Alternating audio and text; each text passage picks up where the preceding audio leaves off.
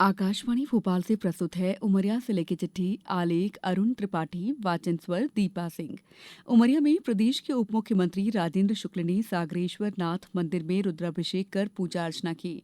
उन्होंने कहा कि धर्म और आध्यात्म भारत की सबसे बड़ी ताकत है, जिसके सामने पूरी दुनिया नतमस्तक होती है। श्री शुक्ल ने दौरे के दौरान जिला अस्पताल का औचक निरीक्षण भी किया। उमरिया में लंबे समय से प्रतीक्षित केंद्रीय विद्यालय के लिए जमीन आवंटित कर दी गई है।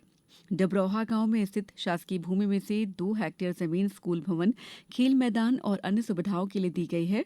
इस फैसले से जिले में केंद्रीय विद्यालय खुलने का रास्ता साफ हो गया है। प्रधानमंत्री उज्ज्वला योजना 3.0 के तहत उमरिया जिले में जिन गरीब और आदिवासी परिवारों के पास अब तक गैस कनेक्शन नहीं है, उन्हें निःशुल्क एलपीजी कनेक्शन देने के लिए विशेष अभियान चलाया जा रहा है। योजना से जुड़ी किसी भी समस्या या जानकारी के लिए जिला नोडल अधिकारी से संपर्क किया जा सकता है। जिले में कलेक्टर धर्मेंद्र कुमार जैन की अध्यक्षता में समय सीमा की साप्ताहिक बैठक हुई। कलेक्टर ने सीएम हेल्पलाइन की समीक्षा करते हुए लंबित शिकायतों का 100% निराकरण करने के निर्देश दिए। उन्होंने कहा कि जिले को सीएम हेल्पलाइन में ए ग्रेड में लाना प्राथमिकता है। बांधवगढ़ टाइगर रिजर्व में मानव वन्यजीव संघर्ष कम करने के लिए विशेष कार्यक्रम आयोजित किया गया। इस दौरान जंगली हाथियों और ग्रामीणों के बीच टकराव रोकने में मदद करने वाले 150 हाथी मित्रों को टॉर्च वितरित की गई। पर्यटन गतिविधियों में योगदान देने वाले कर्मचारियों को प्रशस्ति पत्र भी दिए गए।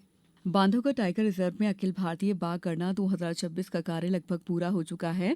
पार्क क्षेत्र में 1200 ट्रैप कैमरों से फोटो एकत्र किए गए हैं। 7 दिन का ट्रांजैक्ट लाइन सर्वे और साक्ष्य संकलन भी पूरा कर लिया गया है। इस अभियान में 600 से ज्यादा कर्मचारी और 40 वॉलंटियर शामिल रहे। गणना के नतीजे जुलाई के अंत तक जारी होने की संभावना है। उमरिया जिले में इस खरीफ सीजन में 25,000 किसानों से 1,61,000 मीट्रिक टन धान खरीदा गया है। धान उपार्जन के बदले किसानों के खातों में फिलहाल 340 करोड़ रुपए का भुगतान किया गया है। प्रधानमंत्री आवास योजना 2.0 के तहत जिले में 60,000 से ज्यादा पात्र हितग्राहियों का चयन किया गया है।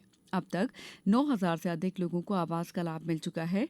स्वच्छ भारत मिशन के तहत 2,240 व्यक्तिगत शौचालय बनाए गए हैं। वहीं जिले के 107 गांवों को ओडीएफ प्लस मॉडल घोषित किया गया है। उमरिया जिले के किसानों को गोबर से रोजगार से जोड़ने की दिशा में खास पहल की गई है। किसानों को नागपुर के गो विज्ञान अनुसंधान केंद्र में प्रशिक्षण दिलाया गया। प्रशिक्षण के बाद गांव सलैया और कौड़िया में गोबर से मूर्ति, धूप, साबुन और खाद जैसे उत्पाद बनाए जा रहे हैं। जल जीवन मिशन के तहत जिले में 112 नल जल योजनाएं पूरी कर ली गई हैं। इन योजनाओं से 13,000 से ज्यादा घरों तक नल से पानी पहुंच रहा है। पीएम जनधन योजना के तहत 98 विशेष बसाहटों में भी पेयजल सुविधा दी गई है। कलेक्टर धर्मेंद्र कुमार जैन के प्रयासों से उमरिया में केंद्रीय विद्यालय के लिए जमीन आवंटित की गई है। ग्राम ढबरौहा में 2 हेक्टेयर शासकीय भूमि स्कूल भवन और खेल मैदान के लिए जमीन दी गई है। उमरिया के धावक शांति सिंह ने खेलो एमपी यूथ गेम्स में शानदार प्रदर्शन करते हुए एक ही दिन में 2 पदक जीते। भोपाल में हुए मुकाबलों में उन्होंने 800 मीटर दौड़ में स्वर्ण पदक और 400 मीटर दौड़ में रजत पदक हासिल किया। शांति सिंह अब राष्ट्रीय चैंपियनशिप 2026 के 800 मीटर इवेंट में राज्य का प्रतिनिधित्व करेंगी। कलेक्टर धर्मेंद्र कुमार जैन के निर्देशन में महिला और बाल विकास विभाग की टीम ने ग्राम कुटी डोंगरी टोला में बाल विवाह रुकवाया। सूचना मिलने पर आंगनबाड़ी, पुलिस और आशा कार्यकर्ता मौके पर पहुंचे और लोगों को कानून की जानकारी दी। जवाहर नवोदय विद्यालय दुपलार के प्राचार्य ने बताया कि सत्र 2026-27 में कक्षा 9वीं और 11वीं में प्रवेश के लिए पार्श्व प्रवेश परीक्षा 7 फरवरी 2026 को होगी।